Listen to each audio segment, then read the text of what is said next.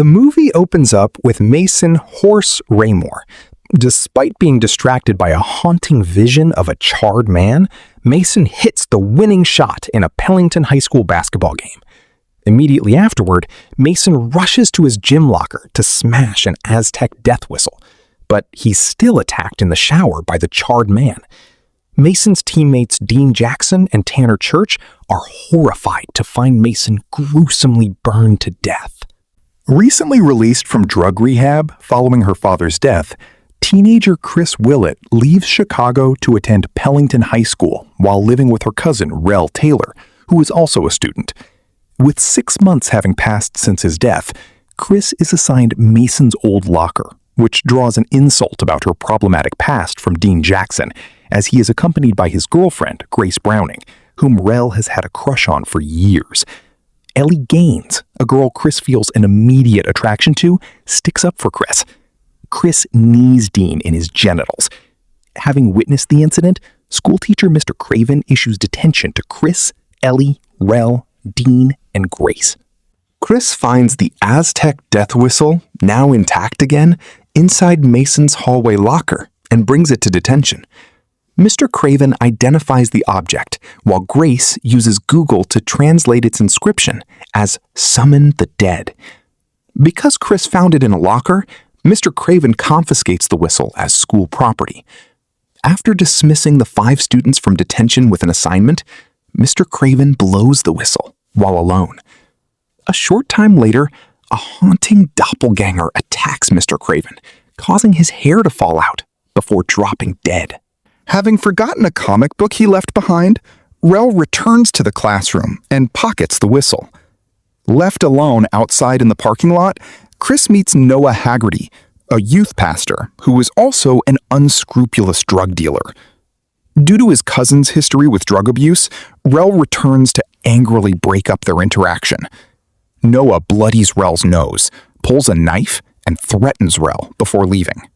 Chris, Ellie, Rel, Dean, and Grace gather at Grace's house to work on the assignment Mr. Craven gave them.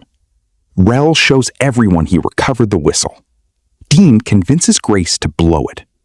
The whistle's sound hurts everyone's ears. Chris leaves, with Ellie following after her. With their attraction mutual, Ellie invites Chris to the town's annual harvest festival happening the next day.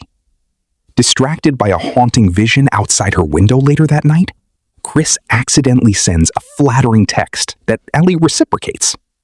Chris and Rel arrive at school the next day to learn Mr. Craven unexpectedly died from advanced lung cancer.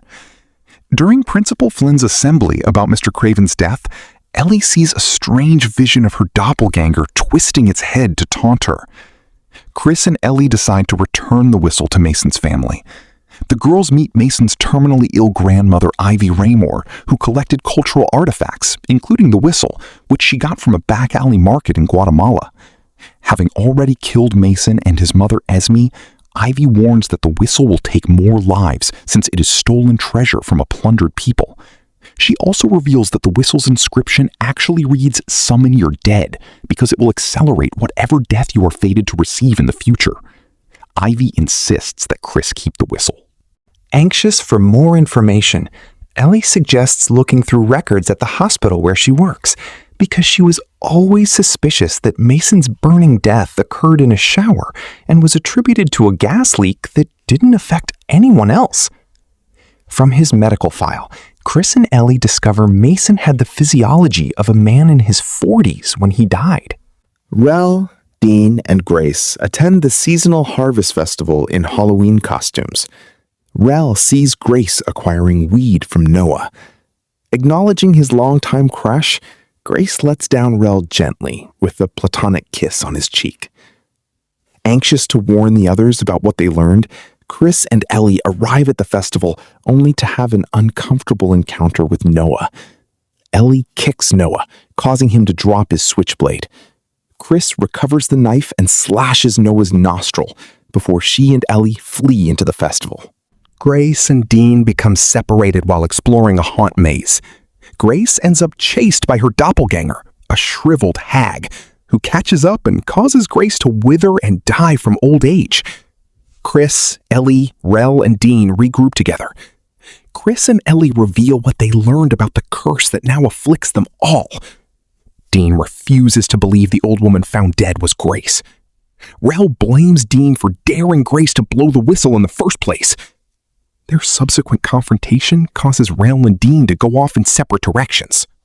Back at Rel's house, Chris tells Ellie about how she overdosed and how she blames herself for her father's death because he was taking her to the hospital when they were struck by a truck that killed him. Ellie reassures Chris with a kiss that leads to the two of them continuing to form a romantic connection.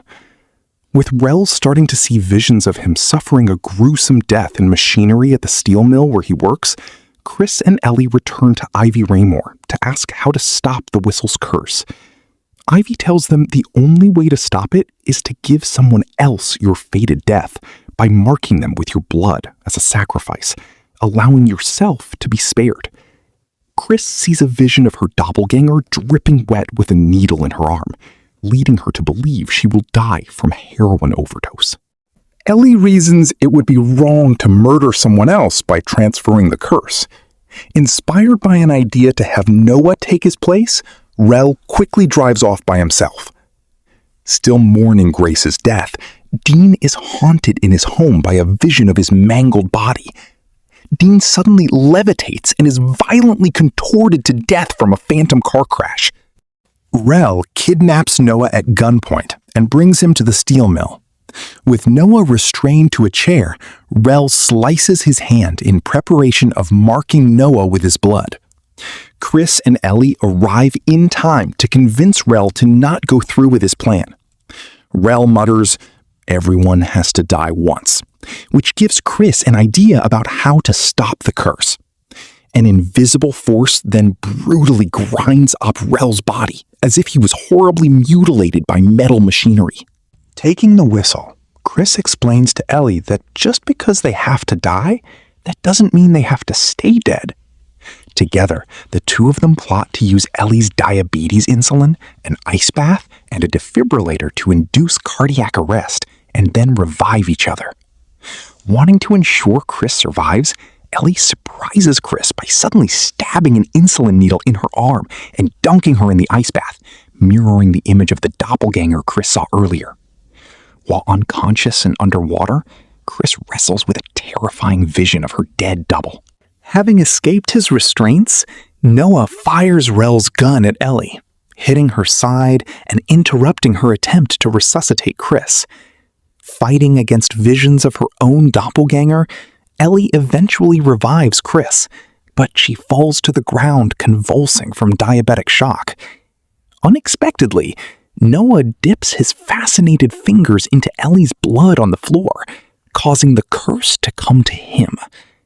A frightening experience with his disfigured doppelganger causes Noah's death, seemingly freeing Chris and Ellie from the curse. 3 months later, Chris and Ellie continue their romantic relationship at school, even though Chris still sees visions of a haunting figure. Meanwhile, freshman student Asha Nelson finds the Aztec death whistle in her new locker. With the girl scheduled to publicly play her violin at a school assembly later, Chris and Ellie are horrified to see Asha pull out the whistle and blow it in front of a packed auditorium. Make sure you like, comment on your thoughts on the recap, and subscribe with the notifications on for more videos like this. Thanks for watching.